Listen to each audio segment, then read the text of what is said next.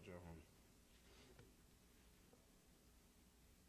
بسم الله الرحمن الرحيم. الحمد لله رب العالمين، والصلاة والسلام على أشرف الأنبياء والمرسلين، حبيبي وحبيب إله العالمين أبي القاسم محمد، اللهم صل على محمد وآل محمد وعلى أهل بيته الطيبين الطاهرين المعصومين الهاديين المهديين الذين أذهب الله عنهم الرجس وطهرهم تطهيرا. اللهم صل على محمد وآل محمد وعجل فرجهم. قال أمير المؤمنين علي عليه أفضل الصلاة وأزكى السلام في دعاء كمال: اللهم اغفر لي الذنوب التي تهتق العصم، اللهم اغفر لي الذنوب التي تنزل النقم، اللهم اغفر لي الذنوب التي تغير النعم، اللهم اغفر لي الذنوب التي تحبس الدعاء، اللهم اغفر لي الذنوب التي تنزل البلاء، اللهم اغفر لي كل ذنب أذنبته وكل خطيئة أخطأتها، اللهم إني أتقرب إليك بذكرك. وصلى الله على محمد وآل محمد. اللهم صل على محمد وآل محمد. My dear brothers and sisters, Assalamu alaikum wa rahmatullahi ta'ala wa barakatuh.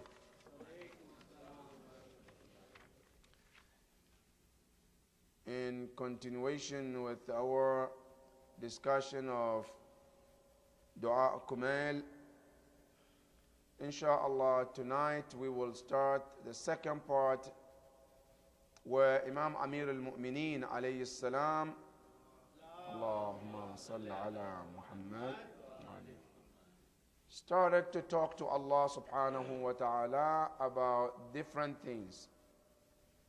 But what is amazing about this dua is that before this part, before Imam Ali started to talk to Allah about different kinds of sins, Imam Ali alayhi salam presented or started with proceeding with different things about Allah. When you go back to the dua, Allahumma inni as'aluka bi rahmatika allati wasi'at kulla shay wa bi quwwatika allati qaharti, quwwatuka, your power, wa bi jabarutika wa bi ilmika. All is about Allah, Allah, Allah, and then after that he's now talking about him towards Allah subhanahu wa ta'ala. The first thing Imam Ali asked Allah subhanahu wa ta'ala is about forgiving and asking Allah subhanahu wa ta'ala's forgiveness. The first thing he asked Allah in this dua, he said, Allahumma ghafir li al-dhunub allati tahtiqul isam. Inshallah, quickly I would like to talk about these things that Imam Ali is talking about, these sins that he's talking about. Usually we don't get to know what are those sins and why is he asking and what are the effect of those sins.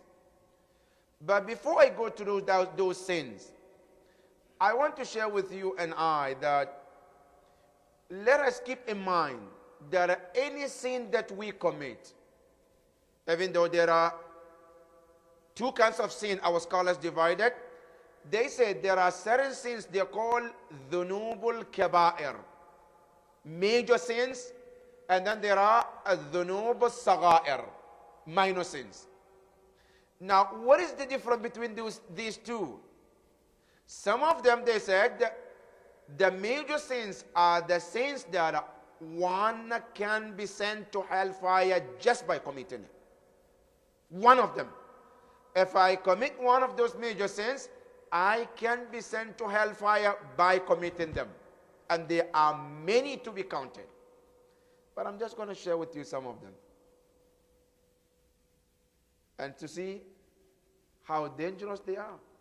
And not only that, also, just to give us an idea about those sins, brothers and sisters, one sin, just one, it doesn't have to be 100 and 200. No, just one sin can let you and I to lose everything. Just one sin, one disobedient to Allah subhanahu wa ta'ala. Give you an example. You and I, we know in the Quran, Allah put Adam alayhi salam in the heaven. And he was there for some time. But one thing, and not two, just one disobedient to Allah, which in his level is considered tark bab al-awla, but just that, he lost the privilege of being in the heaven and so many other things. Not only Allah sent him out of the heaven. No, you read Surah Taha. Allah said, not only we send him out of the heaven. Number two, see, before when he was in the heaven, he and his wife, they didn't have the clothes, but they couldn't see each other. But from that sin, Allah subhanahu wa ta'ala made everything exposed. Not only they came down, they lost that privilege of living in the heaven, also they lost other things as well. Where Allah said it about them, He said, وَأَنَّكَ أَنْ لَا تَذْمَعْ فِيهَا وَلَا تَعْرَى. When they were in the heaven, they never had to worry about being thirsty. They never have to worry about being hungry. But Allah subhanahu wa ta'ala, after He sent them down, all that privilege is gone. That is one sin, brothers and sisters. One sin also. The second example, Shaitan and Iblis. How many sins did he commit for Allah to send him out of the heaven? Just one. Or don't think that, I have to commit millions of sins for Allah to punish me. No, one sin, it can lead you to lose everything. And not only that, even losing the tawfiq of becoming a person who can be forgiven by Allah subhanahu wa ta'ala. There are certain sins, inshallah, when the time comes, we'll talk about it in detail. There are certain sins, sometimes you lose the privilege of tawfiq, of tawbah. It takes that from you. And that is what happened to Shaitan. For that matter, sin is one of the very, very dangerous things that before we commit something, we have to stop and think about it. Because they can take everything from us. Now, some of those dhunubul kaba'ir that I want to share with you, number one, they mentioned so many of them. Number one, they're called al-qatlul al-nafsul muharram. Killing, and the reason why I started with this, because now life is not important anymore. Life in this age, life is not any important. Now you look at any media, no day passes unless you heard somebody's got shot, somebody got killed, people were attacked, suicide here. Life is no longer important. But when you come to the Quran, life is one of the most important gift of Allah subhanahu wa ta'ala. And now, that is the least thing people take it as important. And it's one of the great sins. If I take a life from anything, any human being, I take their life on wrongly, without any justification, is one of the greatest sin in Islam. Now let me just show you what is the punishment if I take a life of Muslim. According to the Quran, 4 punishment from Allah. 4. Number 1, Allah said, وَمَنْ يَقْتُلُ مُؤْمِنًا مُتَعَمِّدًا فَجَزَاؤُهُ جَهَنَّمْ. Killing an innocent mu'min, Allah said, there is no question, Yawm al-Qiyamah, the person's position is Jahannam. That is number 1. Number 2, Allah says, وَغَضِبَ اللَّهُ عَلَيْهِ. Allah said, I am angry at that person for taking a life of mu'min. That's 2. Number 3, وَلَعَنَهُ. Allah said, I curse him. Number 4, Allah said, وَأَعَدَّ لَهُ عَذَابًا أَلِيمًا. I prepare the most painful punishment for that person, Yawm al-Qiyamah. Just killing one person, taking one life. But today, that life is not important anymore. That is one of the kaba'ir. Number 2, as-sariqa, stealing. Taking something that doesn't belong to you. And here, when we say stealing, see, there are 2 kinds of stealing. One stealing is to steal somebody's material. money, car, house. That's stealing. But there is one stealing that is going on today, but people don't think about it as a stealing. And it is even dangerous than this stealing that we're talking about. What is it? Stealing other mu'mineen's hidayah. Stealing people's iman. How? I know a mu'min, it believes in certain things. And it's true belief. But then I come and bring some type of doubt and suspicions just to make them to lose that iman. It's a type of stealing people's iman. It's a stealing. Now, when you go there, a lot of people are doing this. They're stealing people's iman. They want to put doubt in everything, so that way you lose that iman that you have in our imams, in Allah, in Qiyamah, in Islam in general. That is a type of stealing as well. And here, the danger of this, brothers and sisters, you know, Yawm al-Qiyamah, they say Haqqullah and Haqqun Nas. If I steal 1 penny from you, Allah will not forgive me unless you forgive me. Right? Now, if I steal your iman and your faith, do you think Allah will forgive me? I steal somebody's aqidah about the isma of Ahlul Bayt, about Ahlul Bayt, about Quran. I go and bring some suspicions. I put some suspicions in the mind of people. They started to lose their faith. Somebody even now become an atheist or left Islam because of my suspicions. Do you think Allah is going to forgive me? That is another type of stealing, but we don't take it as important. So stealing is not just to steal something physical. You can steal spirituality of people, and that is also considered stealing as well. Number 3, they call it shurbul muskirat, drinking alcohol, any type of drugs that takes your mind away. Is one of the kaba'ir. Number 4, disrespecting parents, uququl walidain, is one of the major sins. And these are some of those are the ones that is mentioned in the Quran. Another one, number 5, is called al-firaru min az-zahaf. Running away from the battlefield is one of the major sins. Number 6, eating the money of orphans.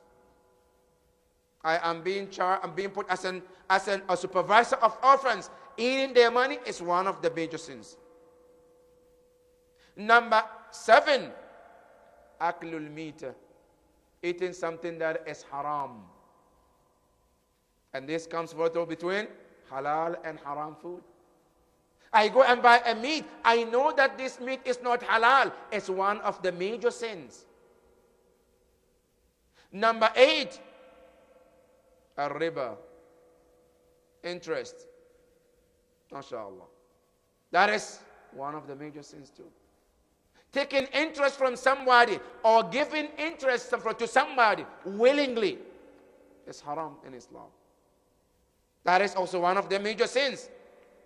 Another one, gambling, is one of the major sins in Islam. And all these are mentioned in the Quran. Another one, also known as taking the punishment of Allah lightly. Some people, whatever they do a haram, they take it lightly. It's not a big deal. Allah is Ghafurur Rahim. They take the sin as something lightly. They don't fear the punishment of Allah subhanahu wa ta'ala. That also is considered one of the major sins. Another major sin, brothers and sisters, is reducing people's money. When I sell something, I know something is not as it is. I sell them incomplete in order to get the full amount of money. It's considered haram in Islam. It's called al-nuqsan fil kayl wal mizan. To reduce, well, like people, this is mostly people who sell like corn and rice. Usually they have a measure that measure for people or date. So what they do is that they have a way of hidden underneath of the measure, and then when they put it, you look as outside as it's full, but underneath is less than what you're supposed to get. But then they charge you for full price. It's considered one of the haram, one of the major sins in Islam. Another major sins also, they say al-ghiba, backbiting. One of the major sins. Another one, al-ya'su min rahmatillah, to become hopeless from the mercy of Allah. When I commit something, I commit sin, I'm going through hardship. Now I give up. I think Allah is not going to do anything for me anymore. That also is considered major sin in Islam. Another major sin, helping any zalim in any form. I know this person is a tyrant. I know this sister is a tyrant. She is oppressor or he is oppressor. In any form, helping them is considered a major sin as well. Another one, they said, to swear by Allah falsely. I know that this sin is not right. I know this is wrong, but I swear by Allah and wrongly in order to get or to obtain something, I swear by Allah, is also considered one of the major sins. Another one is al-kadhib, lying. It's also one of the major sins. Taking pride, becoming an arrogant, also is one of the major sins. Another one is israf, waste. Allahu Akbar.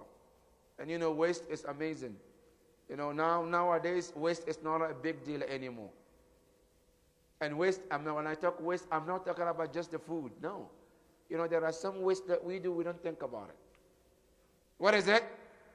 And I'm talking to myself and all of us. One of the things we waste the most, and it's very important, is time. Time is very important.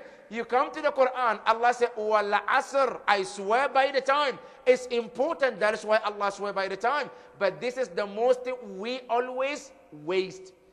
Now you tell mu'mineen, we have, inshallah, we're going to do nikah at 10 o'clock.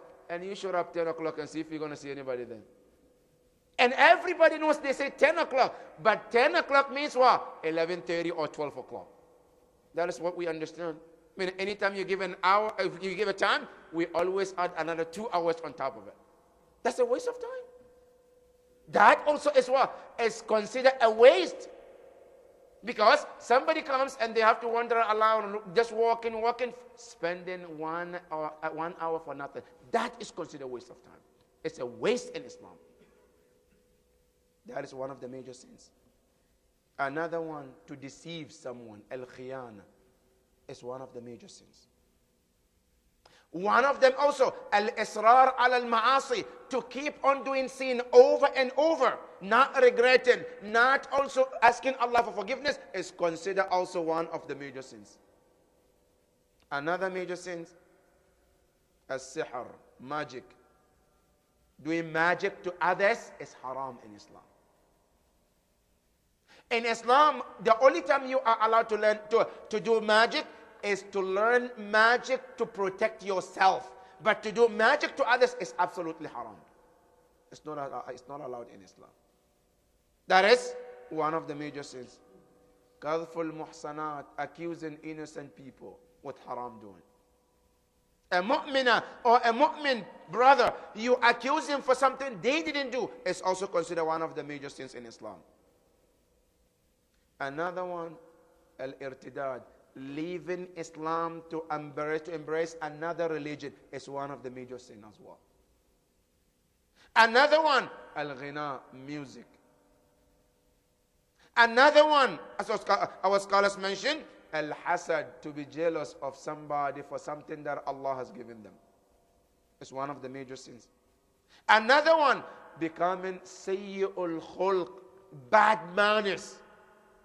It's one of the major sins. Qati'atul raham, another important one. Cutting relationship with my family members. Cutting the tie. My brother, my sister, my cousins, is one of the major sins in Islam. Following my desires, ittiba' al-hawa. My desire tells me do this, I follow that. Anything my desire tells me, I obey them. It's also one of the major sins. And namima, walking between the two people, telling one person about the other, and then going to the other one to tell them about the another one, to cause them to fight one another, is one of the major sins. Another one is hubbud dunya, love of this world. Another one, al-ujub, which is to be impressed with myself. And this happens especially when you do something good. MashaAllah, you stand there, you're doing Salat al-Layl, nobody's watching, everybody's sleeping, and you say, look, they're all sleeping. Look how mu'min I am. I'm just performing Salat and they are sleeping. What a good guy am I. That is considered a sin as well. Al-Ujub. Another one is a-riya, to show off. I'm doing something, I want others to see so they can say good things about me. That is also another one. Another one is istighfaf bil wajib, taking your wajibat lightly.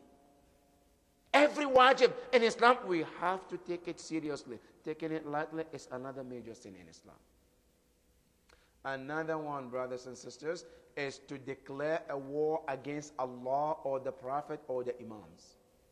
Also, it's another major sin as well. So many of them. Now, each one of them, brothers and sisters, they have their own effect in our life. Some of them, they have long-term effect. Some of them, they have short. And some of them, one sin can have two effects. Some sin, one sin has 20 effects.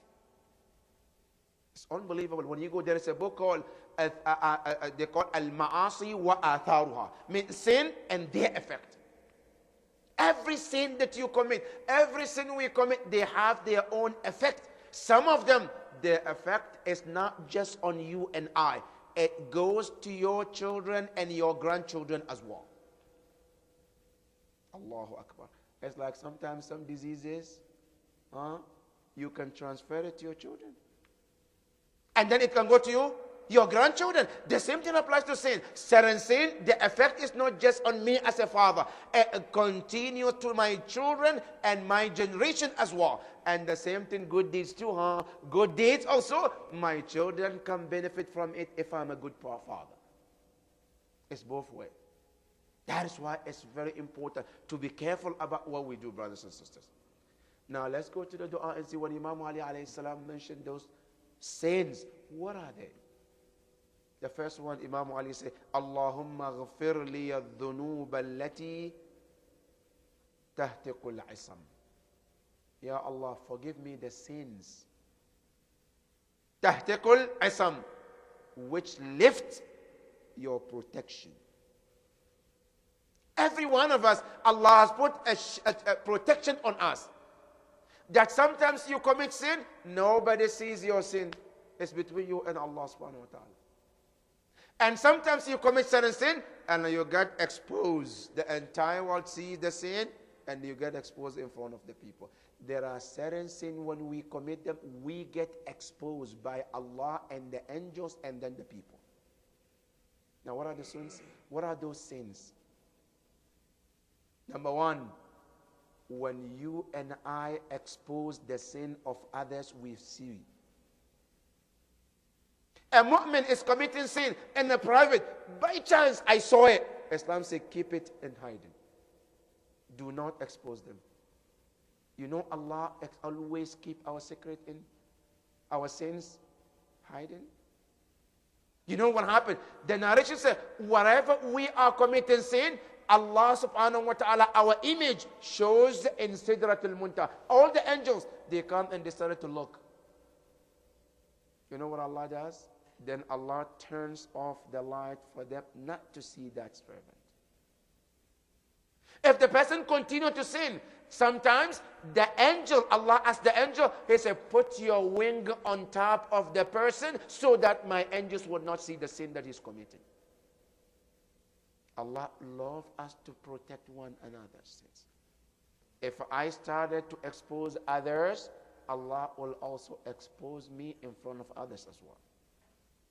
That is number one. Number two, they say, one of the sins of that takes the protection of Allah on us is when I'm content with the sin I commit. You know, some people sometimes are very unfortunate. They commit sin between them and Allah. But then they come and they try to tell people how bad they were last night. Meaning they want to brag about what they did. MashaAllah, last night we went this, we did this, we had drunk, we have this. Instead of keeping it to themselves, now they want to brag about sin and haram. That also lets Allah to lift that protection, that a person will be exposed to the world after that. That is number two. Number three, they said, one of the sins that Imam Ali is asking Allah, Allahumma gfir li al-dhunub allati ta'tiqul isam, is the sin that a person becomes, he or she doesn't care.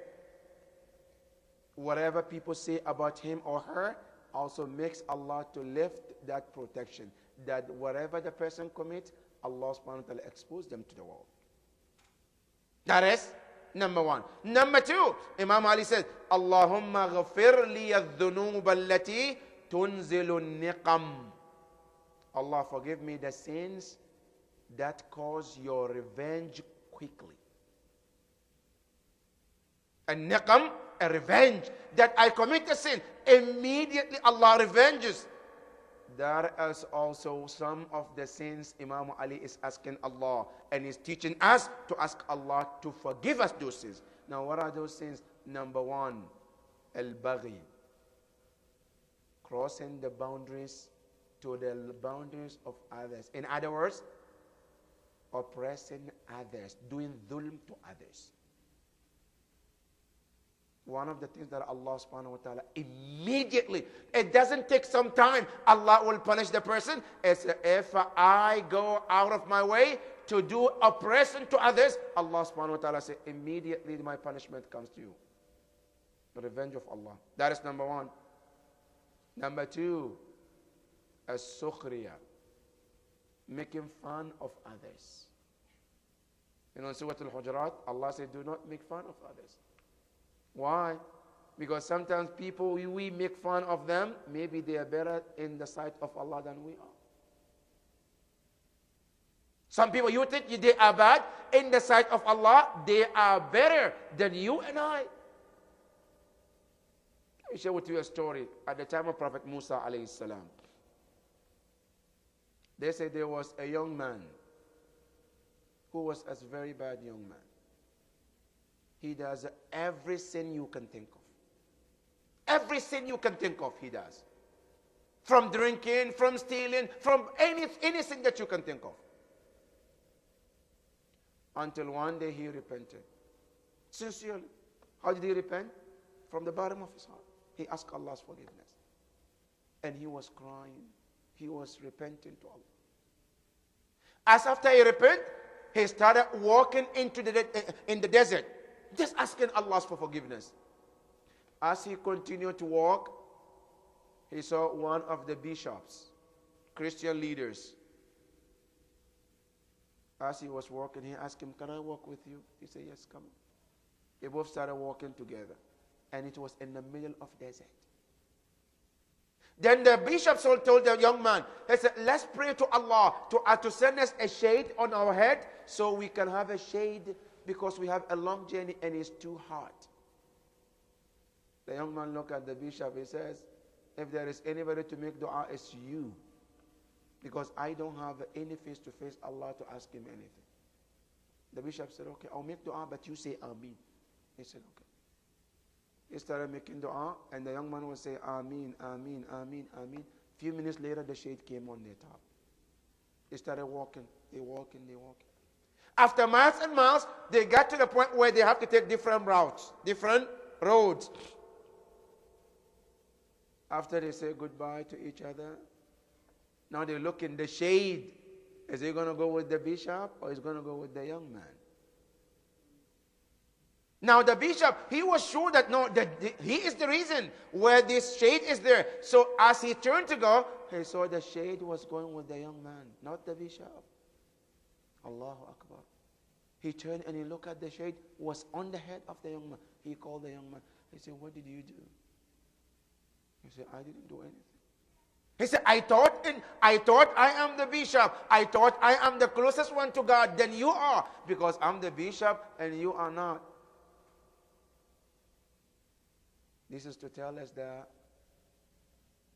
you can see somebody thinking he is nothing in front of the Allah, but he is better than you and I in the sight of Allah. That is why we shouldn't make fun of the others, because somebody, you can see them walking on the street, you think they are nothing, but they are waliyun min awliya illahi subhanahu wa ta'ala. That is why we shouldn't make fun of them. And one of those things that Allah subhanahu wa ta'ala quickly revenge to us is if we are making fun or funny of any of his servants. Another one, number 3, naqdul ahad, breaking promises. That is also one of the things we don't take it seriously. Breaking promise is one of the major sins as well. Number 4, they say al-isyan wal-irtikab al-ma'siyah fil-alan, committing sin in the public. See, Allah love, even when we sin, we should do it in hiding. Not to do it in public. Some of us, we don't care. One of the things, because when you commit sin in the public, it's like you're telling Allah, I'm ready to fight you. I don't care about you. That is one of the sins. Another one is called shiyu al-kadhib, when the lying becomes very common among people. Another one, they said, to rule people without the laws of Allah subhanahu wa ta'ala. To rule people with the laws of other human beings, not Allah's laws. Number 7, they say refusing to pay zakat when you are a person who's supposed to pay it. Number 8, they said, one of the sins that Imam Ali said, tunzilun niqam, one of them is when I started to cheat in business. Cheating others in the business. I sell people things, I know it's not right thing, but I take the money anyway. I sell people cars. I know this car doesn't worth this amount of money, but I tell the person it worth that money. I take the money. That money is haram in Islam. I sell a house. I know this house doesn't worth this amount of money, but I try to convince the person to believe that this house is worth that much. I take the money. That money is haram. And it's one of the things that Allah revenge quickly. And that is the dua Imam Ali said, Allahumma kfir li al-dhunub allati tunzilul niqam. Number 3, Allahumma kfir li al-dhunub allati tughayyiru ni'am. Allah, forgive me the sins that change your blessings. You see, sometimes you have ni'mah, blessing, everything goes smoothly in your life. Your family, your children, your job, everything is perfect. Suddenly, everything goes wrong. Work is not longer okay. Children are not fine. Life is not longer okay. Why? And ni'mah that I have now is completely changed. What is it? Imam Ali alayhi salam tells us there are reasons of that. Number 1, al-israf, waste. Allah gives me something. Instead of using it properly, I abuse it. What Allah does is to take it from me and give it to somebody else. تغير النعم. That is why it's very important not to waste anything. Waste is one of the major reasons why Allah takes the blessing from you. That is number 1. Number 2, there's one of their dhunub, the sins that changes your blessings, is refusing to help the needy when they are at your door for help. I have blessing of Allah. Somebody comes and they say, I want this, I have it, I can help, but I deny, I refuse to help them. That also Allah subhanahu wa ta'ala takes that ni'mah and blessing from you. You know why, brothers? They mention in the hadith that any blessing Allah gives you, Allah puts another person's food in that blessing. Allah give me a money. Any amount of money that I have, Allah makes sure that there is another person who deserves to eat from that. So if that person comes and says, I need a help, and I fail to give them, you know what happens? Allah said, you don't deserve to take care of others. Then Allah takes it and gives it to somebody else. That is why we shouldn't reject anybody. You know, in some of the hadith they said, if you are at your home 3 days, nobody comes and asks for help, they say you go out and ask for somebody who needs help and help them. 3 days, I'm at home. Nobody called and said, I need a help. Nobody come and knock the door. I need a help. They say, you go out there and search for a needy and help them. And that is what our imams do. They go out every night knocking at the doors of the poor people and making sure that their needs are met. That is one of the important message from our imams. For that matter, not doing that, Allah takes that blessing from you. Number 3, not being grateful to Allah subhanahu wa ta'ala for His blessings. Allah gives me a blessing, ni'mah, I have it. Instead of thanking and appreciating Allah, I don't do anything. Not saying Alhamdulillah, looking at your blessings and to appreciate what Allah gives you. Not doing that, not appreciating Allah is one of the reasons why Allah changes that blessing, takes it away from you and give it to somebody else. Another one, they said, even losing the intention of doing good to others. The first one is, no, somebody comes, I refuse them. No, this one, even if I don't have a good intention, that I don't make intention of helping anybody who comes, I say that also makes Allah to take that blessing from you as well. That is one of the dua Imam Ali saying, Allahumma gfir li al-dhunuba allati tughayyiru al-ni'am. That is number 3. Number 4, Allahumma gfir li al-dhunuba allati tahbisu al-du'a. Allah, forgive me the sins that holds back my dua. I ask Allah, I make dua, but my dua doesn't get accepted. What are the sins that causes me or causes my dua not to be accepted by Allah? And this maybe some of us, we have been through this. Sometimes you're asking Allah for something for 30 years, 20 years, 10 years, and it never get done. And you're wondering why Allah said in the Quran, Ud'uni astajib lakum. Ask me and I will listen. I will respond to you. Now I call Allah day in and day out. Nothing happens. Why? There are some reasons you have to watch out. What are those? Number 1, they say su'un niyya. If your intention is bad, it holds your dua back. And that is the beginning. Niyyah, brothers and sisters, is one of the main things in everything that you do. Salat you do, your intention have to be pure. See, niyyah, brothers and sisters, in Surah Al-Qalam, just to share with you a story about the importance of niyyah. You know, in Surah Al-Qalam, there is a story of Quran that there were a man who was old man. They say the story happened in Yemen. A man will have the farm. And in his farm, anytime the farm get to the point of selling, he divides it into 3. Half of it, one third, he sells. The other 2/3, what does he do? He give it to the poor people. That was his action. That's what he does. Oh, the old man, that's what he used to do. The old man died. The night he died, his children, there were 4 young men, they came together. They said, you know what, our dad is mental. He doesn't understand. Why is that? He said, because he's giving the food away where we can make a lot of money from it. So they went to sleep and they said to one another, in Surah Al-Qalam, Allah said about them, He said, Inna balawna ashab al-jannati إذ أقسموا لا يسرمنها مصبحين. Allah said, when they swear by Allah, they will never let any poor person to come in the farm. And they will sell everything. Now they made this decision at night when the father died. And they went to the bed. He was sleeping. Now listen to the Quran. Allah said, فَطَافَ عَلَيْهَا طَائِفٌ مِّن رَبِّكَ وَهُمْ نَائِمُونَ.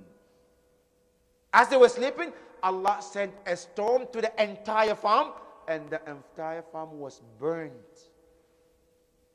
They woke up in the morning.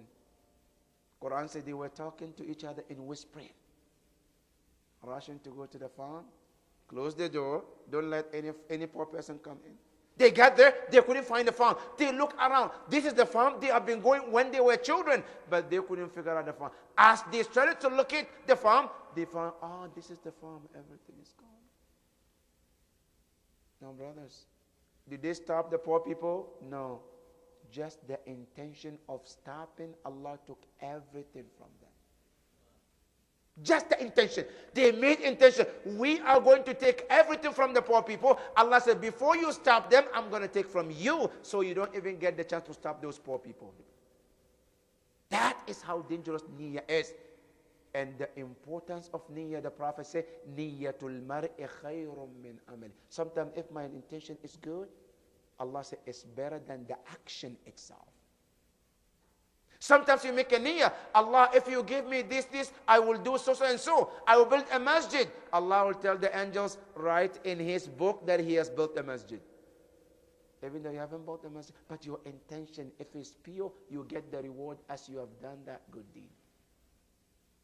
That is why Imam Ali, when he said in the dua, Allahumma gfir li al-dhunub allati tahbisu dua, we have to start purifying our niyyah. That's number one. Number two, also, not having bad intention about Allah. Meaning, whenever I make dua, I have to make sure, I have to have in my heart that Allah will accept my dua. Some of us, we make dua, but we still don't trust Allah that Allah is going to listen to us. That also, one of the things it does, it holds your dua back. Another one, which holds your dua back, delaying your namaz. Ta'khir as-salah. I know the salah time is this, but not one time. If I delay it one time, two times, that doesn't matter. But what matters if it becomes an habit, every time I have to delay my salah, that is what makes your dua not to be accepted. Number two, if I have a good reason in delaying my salah, that also is different. But if I don't have good reason is what? Like I fell asleep. I woke up, the time of salah is already passed. That's a good excuse, because you're sleeping. Nobody woke you up. But if I'm sitting watching a movie, I'm sitting just talking to somebody else, and I know the time of salat has set in, but I don't care, and then the time of salat passed, this also makes your dua not to be accepted by Allah. That is number three. Number four, not giving sadaqah. Lack of giving sadaqah, it holds your dua back as well. Another one, they say al-fuhshu fil kalam. Bad language also makes Allah not to accept your dua. You know why? Because this mouth should be pure when you talk to Allah. The mouth that I use to say bad things is not a good mouth that Allah wants to listen to. That is why the mouth I use to talk about bad things, bad language, it doesn't take me anywhere when I make my dua, because the mouth is what? It's nothing but najis, because I use a bad language. That is why Imam Ali alayhi salam said, Allahumma gfir li al-dhunub allati tahbisu ad-du'a. Number five, Imam Ali said, Allahumma gfir li al-dhunub allati tunzilu al-bala. Allah, forgive me the sins that send down the punishment, al-bala, misfortunes, trials, difficulties. What are those? Number one, they said, ترك الأمر بالمعروف والنهي عن المنكر. When we fail to do amr bil maruf, I see something wrong, but I'm quiet. I see something is right, I don't encourage it. That is also one of the reasons why Allah sent bala upon us. Another one, khadlan al-mazlum, an oppressed person. Call for help, and I don't help him. I don't do anything. That is also one of the reasons Allah sends punishment on the people. Another one, they said also, Adamu ighathat al-makrub. A person is very sad, is going through difficulty. And then they ask for help. they ask for helping hand, and we turn away from them. That also is a reason why Allah sent the punishment on the person. That is another one. Another one, they said, the sin also that we commit openly also is one of the reasons why Allah sent the bala on us. That is number 5. And then Imam Ali continues to say, Allahumma gfir liya kulla dhanbin adnabtu wa kulla khati'atin akhtatuha. Allah, forgive me every kind of sin that I have committed. And every sin I know of, Allah, forgive me of all those sins. You know, there are sins that we commit, we don't even know about it. There are sins we know, but we forgot because of the time. So here Imam Ali is combining all of them. The sin I commit and I don't know. The sin I commit I knew, but now I forgot. I say, Ya Allah, forgive me all those sins. And you know, Allah subhanahu wa ta'ala, in one of the ayahs, he said, Inna Allah yaghfiru dhunuba jami'a. Allah said, I forgive all the sins. And you're asking Allah in this dua, Allah forgive all my sins. And then after that, Imam Ali said, Allahumma inni ataqarrabu ilayka bidhikrik. Oh Allah, I want to come closer to you, but through your remembrance. Here is amazing, brothers and sisters. Al-Qurb is one of being closer to Allah. It's one of the most important thing you can earn. That is why in our namaz, when we say, Usalli salat al-fajr, qurbatan ila Allah. You want to do al-hajj, qurbatan ila Allah. Everything you do, you're asking to become closer to Allah subhanahu wa ta'ala. That is the best gift. Because anybody important, the best thing they can give it to you is to become close to them. You know, in the Quran, Fir'aun, la'natullah alayh, when he brought the magicians to fight Musa alayhi salam, the first thing they did, they asked the Fir'aun, the magicians, they asked Fir'aun, Inna lana la'ajran in kunna nahnu al-ghalibin? Do we have any reward if we win Musa alayhi salam? Now listen to the answer of Fir'aun. Fir'aun was smart. So he told them, Na'am innakum minal muqarrabin. They say, you, if you win this battle with Musa, he said, not only you have reward, you will be the closest one to me. And if you're closer to Fir'aun, you know your problem is solved, right? Now Fir'aun, he said to them, because he know being close to them, being close to him, it means everything to them. Now, a mu'min, all his intention is to be close to Allah subhanahu wa ta'ala.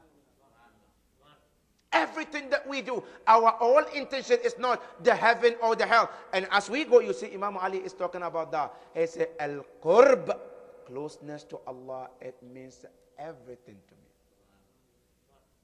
One part of dua, he said, Imam Ali said, Ya Allah, even if you drop me in the hellfire, he said, I can be patient being in the hellfire, but I can't be patient in separation between you and I. فَهَبْنِي صَبَرْتُ عَلَىٰ عَذَابِكَ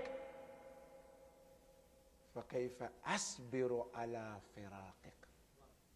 That is firaq. He said, I can take your punishment, I can take hellfire, but I can't take the separation. Being close to Allah is the aim of every mu'min. That's why Imam Ali said, Allahumma inni ataqarrab. I want to become closer to you. But with what? Bidhikrik, with your remembrance. Now what is dhikr? Dhikr, we have 3 kinds of dhikr. One is called dhikr al-lisani. You remember Allah through your mouth. You say, Subhanallah, Allahu Akbar, La ilaha illallah. That is dhikrul al-lisani. 1. Number 2, we have dhikrul qalbi. You remember Allah in your heart. Number 3, al-dhikru bil-jawarih, where you observe every part of your body. That whatever you do, you stop to remember Allah first. That is called dhikru bil-jawarih. You know, they say the most important one is the 3rd one, to remember Allah in your actions. That is the most important one. Now Imam Ali alayhi salam says, Ya Allah, I want you to make me closer to you, to your remembrance. That is number one. Number two, they say, dhikrullah also is Quran. Quran is dhikrullah. You remember in the Quran, Allah said, Inna nahnu nazzalna al-dhikra wa inna lahu lahafidhun. Allah said, we sent down the dhikr, and dhikr means Quran. So when I read Quran, I'm doing dhikr of Allah subhanahu wa ta'ala. When I'm listening to the Quran, I'm doing dhikr of Allah subhanahu wa ta'ala as well. And that can get me close to Allah as well. That's number two. Number three, they say Ar-Rasul and Ahlul Bayt, they are also dhikrullah. Meaning, whenever I remember Imam, whenever I talk about Imam, whenever I listen about Imams, is considered dhikrullah as well. Remembrance of Allah as well. Another ayah in the Quran, Allah subhanahu wa ta'ala says, Inna salata tanha anil fahsha'i wal munkar. Wala dhikrullahi akbar. Dhikrullah in tafsir, they say it's the Prophet and Ahlul Bayt alayhi salam. So that is dhikrullah. And then the next one, Imam Ali said, Wa astashfi'u bika ila nafsik. I seek intercession to you with you. Allahu Akbar. I seek intercession, meaning I want, Ya Allah, you to be the one who will take me to himself. Astashfi'. Al-istishfa', I seek intercession. I seek shafa'a. Ila nafsik, to you, but through you. That is to tell us that about shafa'a yawm al-qiyamah. Yawm al-qiyamah there is intercession. But the best one is Allah's intercession himself. And Imam Ali saying that, Ya Allah, there are other people who do shafa'ah. One of them is Allah. One of them is the Prophet. One of them is Imam. One of them is Quran. One of them is ulama. One of them is the parents do shafa'ah. One of them is a mu'min. They all do shafa'ah. But the biggest shafa'ah of all is Imam Hussein alayhi salam.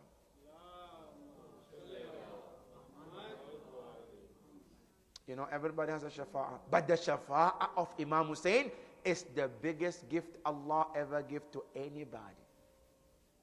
But the narration says, Yawm al-Qiyamah, after everybody does shafa'ah, they have limit. But then Allah tells Imam Hussein, Ishfa' hatta tarda. Do shafa'ah until you are content and you can stop.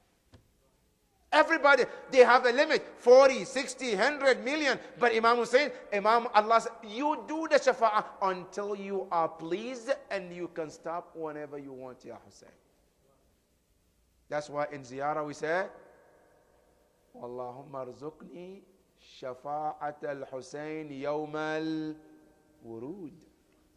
Ya Allah, grant me the shafa'ah of Imam Hussein on the day of judgment. Because his shafa'ah is higher than anybody else. It's a gift of Allah subhanahu wa ta'ala for Imam. So that we say, وَأَسْتَشْفِعُ بِكَ إِلَى نَفْسِكَ. I seek intercession with you, to you, Ya Allah. And then he say, وَأَسْأَلُكَ بِجُودِكَ أَن تُدْنِيَنِي مِنْ قُرْبِكَ وَأَن تُوزِعَنِي شُكْرَكَ وَأَن تُلْهِمَنِي ذِكْرَكَ. Yeah, Imam Ali asking three things. See, now after he asked Allah for forgiveness, now he's asking Allah things. See, it's like what? It's like before you build something, first you have to clear the ground. And then you build anything you want to build. Now Imam Hussein, Imam Ali, I came to Allah with bad deeds. Now I'm asking Allah to clear all the bad deeds. Now after that, now I have the face to ask Allah subhanahu wa ta'ala something. Now what does he ask Allah? The first thing in this dua, وَأَسْأَلُكَ بِجُودِكَ. Ya Allah, I ask you with your kindness, with your generosity, and to duniyani min kurbik, to bring me closer to you. Ad-dunu is closeness. That's number one. Number two, وَأَن تُوزِعَنِي شُكْرَكَ, and make me be among those who always are grateful with your blessings. They always remember the blessing of Allah. That is one of the biggest mistakes we do, brother. We forget to thank Allah subhanahu wa ta'ala. Every time we look about the things we don't have to complain about, but we don't stop to look about things we have to thank Allah for it. We will always sit down and complain, I don't have, I don't have, I don't have, I don't have, I don't. But we never stop to say, I have, I have, I have, I have, and alhamdulillah for what I have. We always sit down and look at the negative, but we don't sit down to look at the positive of Allah upon us. We don't look at the others who always are lower than us. We always look at people who are higher than us. You stop at one point to look at somebody who is less than you, and you will learn to appreciate Allah subhanahu wa ta'ala. You and I, we drive a car. It's an old car. It doesn't have an AC. It doesn't have it doesn't have a heater, right? And you complain, I wish I have a Mercedes. I wish I have Lexus. I wish, right? But remember, as you drive, you pass by bus station, you see somebody standing there cold, and at least you're sitting in something, right? Sometimes you're driving and you look at somebody who doesn't even have any means to get to one place, but you do. But we don't stop to thank Allah subhanahu wa ta'ala. Sometimes you and I, we complain, I don't have enough food. But remember, somebody doesn't even have the food to begin with. You and I, you have this, but it's not enough. But remember, somebody doesn't even have the health to begin with. But Allah gave you that, but you don't stop to thank Allah subhanahu wa ta'ala. And remember one important message Allah said in the Quran, even the little I give you, if you remember to say Alhamdulillah, Allah said, I will increase the blessing for you. But we don't stop to do that. Imam Ali is telling Allah here, he said, Wa antu zi'ani, make me be, Ya Allah, among those servants who constantly will remember your blessings and thank you for those blessings. And you know what, brothers? Wallah, this is one of the wajibat many people ignore. And Allah mentioned in the Quran, وَقَلِيلٌ مِّنْ عِبَادِيَ الشَّكُورِ. Very few of my servants are grateful with my blessings to them. Rasulullah, with all the blessing Allah gave him, he will stand in the middle of night praying. His foot was swallowed, and he left one and put the other one. His wife will look at him and he say, Ya Rasulullah, why are you punishing yourself? Why all this? Don't you go back to sleep and rest? And then he look at her and he say, أَفَلَا أَكُونَ عَبْدًا شَكُورًا. Shouldn't I be grateful to Allah with all these blessings? Rasulullah, but he still remember to praise and thank Allah subhanahu wa ta'ala for every blessing Allah give him. But we don't. With all what we have, not only we don't thank Allah, we criticize Allah for not giving us more. We complain to Allah for not giving us more, but we never stop to thank Him for what He has already been given us to. That is number two. Number three, Imam Ali says, he says, وَأَن تُلْهِمَنِي ذِكْرَكَ.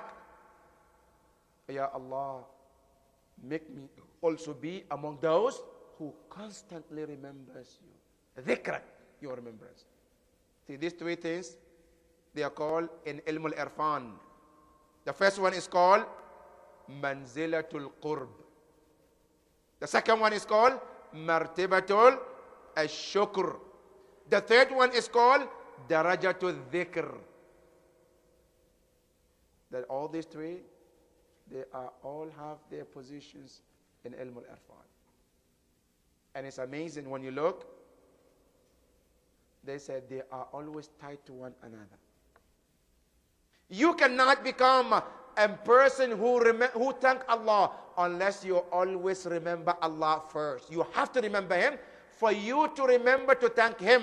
Number two, the more you thank Him, the more He raises you, and then you become among the maqamul muqarrabin. They are linked to one another. And Imam Ali is asking Allah all of them. May Allah subhanahu wa ta'ala help us to be among those who will be the maqam of muqarrabin, Ya Rabbal Alameen. Ya Allah, we ask you, let us be among those who see the sins and stay away from your sins, Ya Allah. Let us be among those who are your servant, who will obey you and do what you wish and what you ask them to do, Ya Rabbal Alameen. Ya Allah, forgive our sins and help us to become closer and closer to you every single day, Ya Rabbal Alameen. وصلى الله على محمد وآل محمد اللهم صل على محمد وآل محمد أمن يجيب. Yes, inshallah, there's dua for the ayatul shifa for the mother of Sister Zainab who is in intensive care. May Allah give her the fastest recovery, inshallah. So together, Bismillahir Rahmanir Rahim. أَمَّن يُجِيبُ الْمُضْطَرَّ إِذَا دَعَاهُ وَيَكْشِفُ السُّوءَ أَمَّن يُجِيبُ الْمُضْطَرَّ إِذَا دَعَاهُ وَيَكْشِفُ السُّوءَ أَمَّن يُجِيبُ الْمُضْطَرَّ إِذَا دَعَاهُ وَيَكْشِفُ السُّوءَ أَمَّن يُجِيبُ الْمُضْطَرَّ إِذَا دَعَاهُ ويكشف السوء أمن يجيب المضطر إذا دعاه ويكشف السوء. صلوا على محمد وعلى محمد. Now we go to question and answers for a few minutes. Yes. عليكم السلام ورحمة الله.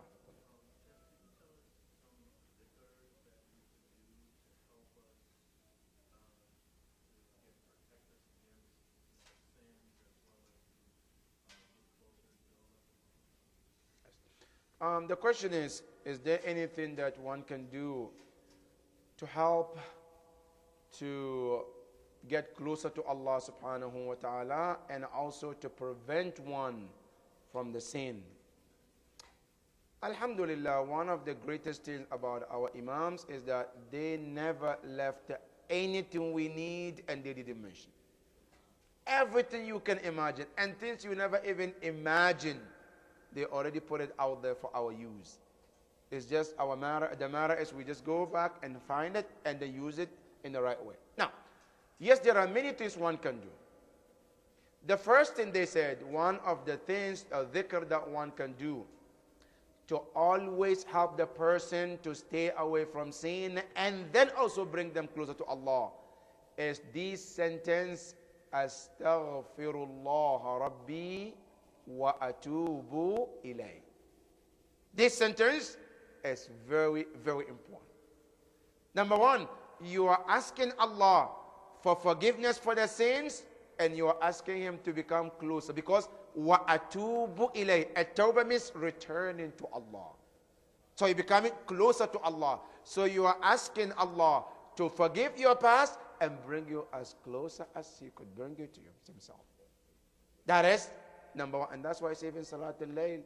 It's mustahab to say this. Astaghfirullah Rabbi wa atubu ilayh. That is one of the recommended dhikr. Number two, one of the recommended dhikr also is to always to keep on saying La hawla wa la quwwata illa billahi al-aliyyil azim. This also is one of the important dua or dhikr for a person to do. And this dua, you can find it in dua in Mafatil Jinan after Salat al-Fajr. It's recommended to be said 10 times. It's one of the important dhikr as well. These two are one of the greatest dua that I've seen a lot of our scholars mention to keep on saying them, and it helps to prevent from sin and bring one closer to Allah subhanahu wa ta'ala.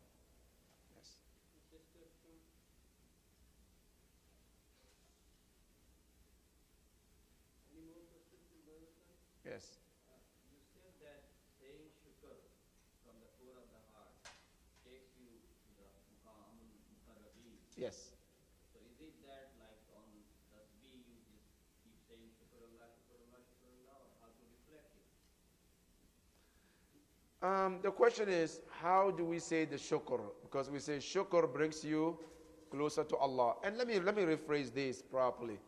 When I say that the shukr brings you closer to Allah, let me give you an example from the Quran. You know, in the Quran, Allah talks about Sulaiman alayhi salam. When Sulaiman was asking his entire group of servants or companions that he wants somebody to bring the throne of Bilqis from Yemen to Palestine. There were only two offers. One offer was from Jinn. His name is Ifrit. He said to Sulaiman, Ana atika bihi qabla an taquma min maqamik. Because Sulaiman alayhi salam, he used to come, he has a palace, that he come, receive people, answer questions, solve problems, and then go back home. So he said, the Jinn said, I can bring your throne, I can bring the throne of Bilqis. By the time you finish everything to go, I'll bring the throne. Sulaiman alayhi salam said, no, I want something faster than that. Right? It's like snail mail and email. You know, he's providing snail mail. It's going to take days. I want something faster. Here, Asif bin Barkhia, which Quran didn't mention his name, he said, Ana atika bihi qabla an yartadda ilayka tarfu. I will bring the throne before you blink. Not after you blink. No, before. By the time you close and open, it's already there. Right? Now he did it too. Quran says, فَلَمَّا رَآهُ مُسْتَقِرًّا. He said, when he saw it close to him, قال, he said, هَذَا مِنْ فَضْلِ رَبِّي. This is what I did, bringing the throne from Yemen to Palestine, and this fast, they said, this is the blessing of Allah. لِيَبْلُوَنِي أَأَشْكُرْ أَمْ أَكْفُرْ. Allah wanted to test me. Would I be grateful or ungrateful? Now, look at this man. He's saying that Allah is to test him if this greatness, if this blessing of Allah is going to bring him closer or not. Number two, brothers and sisters, you know, when you obey Allah subhanahu wa ta'ala, one of the blessings of Allah is to give you His powers. That powers, as you can do things others cannot do. And that is what Allah gave to this Asif bin Barkhia. So the first step is what?